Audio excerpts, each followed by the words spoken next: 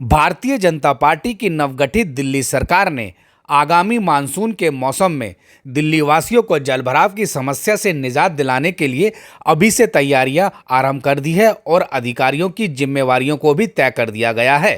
दिल्ली के उपराज्यपाल विनय कुमार सक्सेना, मुख्यमंत्री रेखा गुप्ता और लोक निर्माण विभाग के मंत्री प्रवेश वर्मा ने गत दिनों दिल्ली के 3 बड़े नालों बारापुला नाला, कुशक नाला और सुनहरी नाले का निरीक्षण किया और सिंचाई एवं बाढ़ नियंत्रण विभाग के अधिकारियों को स्पष्ट निर्देश देते हुए कहा कि तीनों नालों की गाद को पूरी तरह से साफ किया जाए ताकि दिल्ली में जलभराव की समस्या खड़ी ना हो। लेकिन क्या बुराड़ी विधानसभा क्षेत्र की करीब 10 लाख की आबादी को जल भराव की समस्या से मुक्ति मिल सकेगी?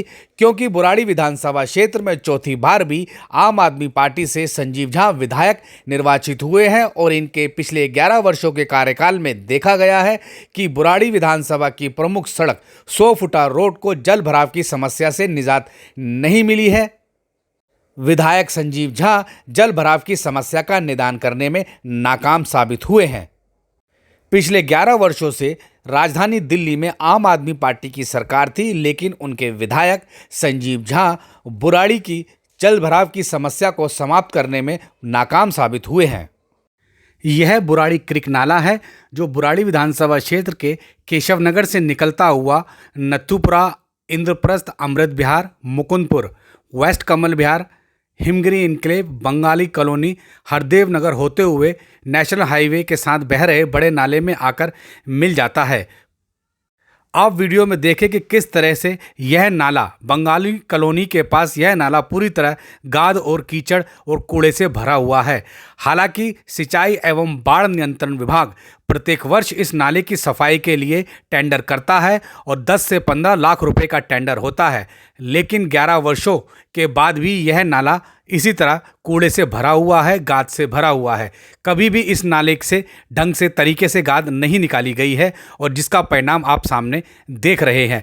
विधायक संजीव झा अपने 11 वर्षों के कार्यकाल के दौरान इस नाले को साफ कराने में पूरी तरह से नाकाम रहे हैं और इसलिए बुराड़ी विधानसभा क्षेत्र में जल भराव होता है। विशेषकर 100 फुटा बुराड़ी मुख्य मार्ग पर हल्की सी बारिश होते ही घुटने घुटने पानी भर जाता है, क्योंकि बुराड़ी मेन रोड पर एकत्रित होने वाला पानी बंगाली कॉलोनी नाले तक पहुंच ही नहीं पाता। आप वीडियो में देख रहे हैं कि बुराड़ी 100 फुटा रोड के साथ बना पीडब्ल्यूडी का नाला इसी बुराड़ी क्रिक नाले में आकर मिलता है, लेकिन यह नाला यहाँ से उल्टी दिशा में बह रहा है, जबकि यह पानी बंगाली कॉलोनी और हरदेव नगर होते हुए बड़े नाले में गिरना चाहिए था। लेकिन आप देखिए कि यह गंदा पानी उल्टी दिशा में बह रहा है। बुराड़ी 100 फुटे रोड पर बने इस पीडब्ल्यूडी के नाले से यह पानी निकलकर बुराड़ी क्रिक में आता है और यहाँ से उल्टी दिशा में हिमगिरी इनक्लेव की ओर बह रहा है, जो इस नाले की बदहाली बयां करता है। बुराड़ी क्रिक नाले में करीब 40 से अधिक कॉलोनियों का गंदा पानी आकर गिरता है। ठीक इसी तरह से बुराड़ी मेन रोड नाले पर भी करीब 50 से अधिक कॉलोनियों का गंदा पानी आता है और यह पानी बंगाली कॉलोनी दिशा की ओर जाना चाहिए, लेकिन यह उल्टा हरित नगर की ओर बहता है, क्योंकि बंगाली कॉलोनी से लेकर हरदेव नगर तक इस नाले की ढंग से सफाई नहीं हुई है। नाला पूरी तरह से कचरे से भरा हुआ है और यही वजह है कि पानी बैक मारता है और मानसून के मौसम में यह पानी बुराड़ी 100 फुटा रोड पर भरता है और कॉलोनियों में प्रवेश करता है। स्थानीय लोगों का मानना है कि दिल्ली के उपराज्यपाल, मुख्यमंत्री रेखा गुप्ता और संबंधित विभाग के मंत्री को बुराड़ी क्रिक नाले का दौरा करना चाहिए, क्योंकि विधायक इसमें फेल हो चुके हैं। आपको इसको पक्का करना ही पड़ेगा, इसकी बाउंड्रीज को।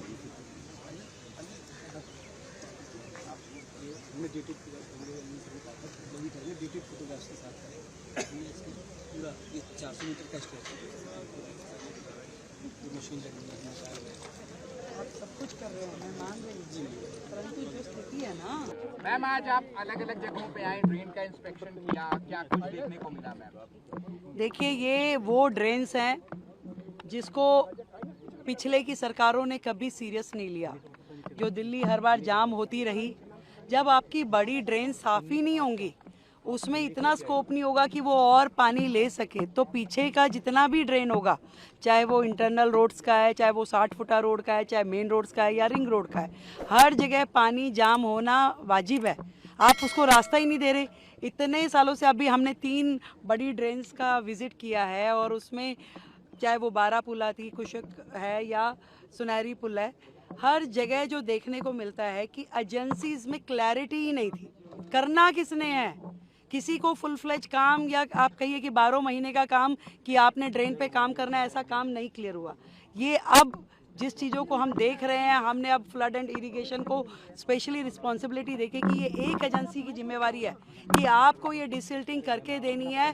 कितना होगा, टाइम बाउंड तरीके से कब तक आप करेंगे, पूरा का पूरा उसके मानक तय करके उसमें बजट में उसके लिए एलोकेशन हो, क्योंकि ये सबसे बड़ी नेसेसिटी है कि बारिश में दिल्ली में पानी ना भरे।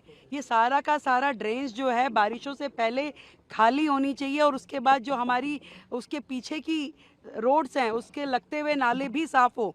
तो ये एक बहुत बड़ा मिशन है।